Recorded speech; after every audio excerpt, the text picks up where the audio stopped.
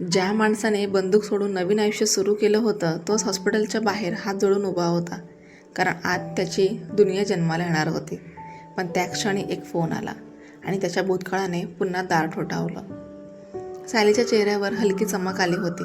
घरात आता वेगळाच आनंद होता, कारण काही दिवसांपूर्वी डॉक्टरांनी सांगितलं होतं, कॉंग्रॅच्युलेशन्स, तुम्ही बाबा होणार आहात. त्या क्षणी आर्यन काही सेकंद शांतच उभा राहिला. त्याच्या चेहऱ्यावर नेहमी नियंत्रण असायचं. त्याच्या डोळ्यात अचानक पाणी आलं. सायली हसत म्हणाले, इतके इमोशनल? तो तिच्या हातावर हात ठेवून म्हणाला, पहिल्यांदा वाटतंय आयुष्य खरंच पूर्ण होतंय. त्या दिवसानंतर आर्यन पूर्ण बदलला. सायलीला वेळेवर औषध देणं, त्याच्या प्रत्येक तपासणीला स्वतः सोबत जाणं, रात्री उशिरा बिझनेस सोडून लवकर घरी येणं, तिच्यासाठी फळं कापून देणं, तिच्या चालताना हात धरून चालणं. सायली अनेकदा हसायची, तुम्ही आता माफिया किंग कमी ओव्हर प्रोटेक्टिव्ह हजबंड जास्त दिसता. तो म्हणायचा, आता दोघांसाठी जगतोय. महिने पुढे गेले. घरात छोट्या कपड्यांचे पॅकेट्स आले. सायली छोट्या कपड्यांकडे पाहून हरवून जायची. आर्यन शांतपणे ते बघत बसायचा. एका रात्री सायलीने विचारलं, मुलगा झाला तर? आर्यन हसला, तुझ्यासारखा शांत असू दे, आणि मुलगी झाली तर माझ्यासारख्या जगापासून दूर ठेवीन. सायली त्याच्याकडे पाहत राहिली, कारण त्या वाक्यात त्याचा पूर्ण भूतकाळ दडला होता. आणि मग तो दिवस आला. रात्री अचानक सायलीला वेदना सुरू झाल्या. घाईघाईत हॉस्पिटलला नेलं. डॉक्टर आत घेऊन गेले. आर्यन बाहेर उभा होता.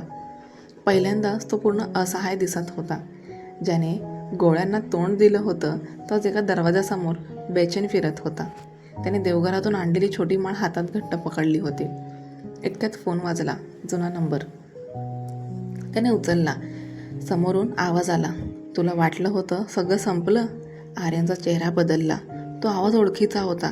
जुन्या जगातील एक नाव, विक्रम, ज्याला सगळे मेलेले समजत होते. आज तुझं लक्ष कुठे आहे मला माहीत आहे, विक्रम म्हणाला. म्हणूनच आज परत आलोय. आर्यनचा श्वास जड झाला. काय हवंय तुला? तुझं शांत आयुष्य मोडताना पाहायचं आहे. फोन कट झाला. त्या क्षणी हॉस्पिटलच्या बाहेर 2 संशयास्पद माणसं दिसली. आर्यनला कळलं, भूतकाळ खरंच परत आलाय. त्याने लगेच सिक्युरिटी अलर्ट केलं. पण आत डिलिव्हरी सुरू होती. तो आत जाऊ शकत नव्हता. बाहेर धोका होता. आत सायली एकटी होती. पहिल्यांदाच त्याला 2 जागांमध्ये उभं राहावं लागलं होतं. तेवढ्यात बाहेर हालचाल झाली. 2 माणसं कॉरिडॉरमध्ये घुसली. आर्यन काही सेकंदात त्यांच्या समोर पोचला. पूर्ण हॉस्पिटल पॅनिक झालं होतं. गोळीबार होऊ नये म्हणून त्याने जवळ जाऊन हातानेच सामना केला. काही सेकंदात दोघे खाली पडले. त्याच्या हाताला जखम झाली. रक्त वाहू लागलं. पण त्या क्षणी डिलिव्हरी रूमचा दरवाजा उघडला. डॉक्टर बाहेर आले. हसत म्हणाले, कॉंग्रॅच्युलेशन्स, तुम्हाला मुलगी झाली आहे. सगळं थांबल्यासारखं झालं. आर्यनचा श्वास थांबला. त्याने आत पाहिलं. सायली थकलेली पण हसत होती, आणि त्याच्या शेजारी छोटीशी मुलगी. तो हळूच आत गेला. पहिल्यांदा त्या छोट्या चेहऱ्याकडे पाहिलं. त्याच्या डोळ्यातलं कठोरपण पूर्ण विरघळलं. सायली हलक्या आवाजात म्हणाली, तुमची प्रिन्सेस आली आहे. आर्यनने मुलीचा छोटासा हात धरला, आणि पहिल्यांदा त्याला स्वतःच्या हातावर लागलेलं रक्त जाणवलं. त्याने लगेच हात मागे घेतला. सायलीने विचारलं, काय झालं? तो हळू म्हणाला, या हातांनी खूप काही पाहिलंय.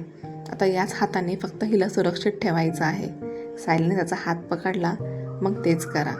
त्या रात्री हॉस्पिटलच्या खिडकीतून बाहेर पाहताना आर्यनला माहीत होतं, भूतकाळ संपलेला नाही. विक्रम परत आला आहे.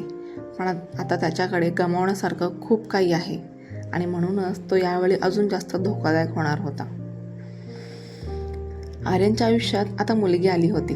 पण विक्रम परत आल्यामुळे त्याच्या कुटुंबावर पुन्हा संकट आलं. पुढच्या भागात आर्यनच्या मुलीवर धोका येतो, आणि तो शेवटची सर्वात मोठी लढाई लढतो.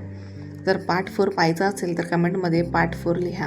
आणि अशाच कथा ऐकण्यासाठी लाईक, शेअर, कमेंट करा आणि सबस्क्राईब करा आपल्या चॅनलला. पुन्हा भेटूया पार्ट 4 मध्ये.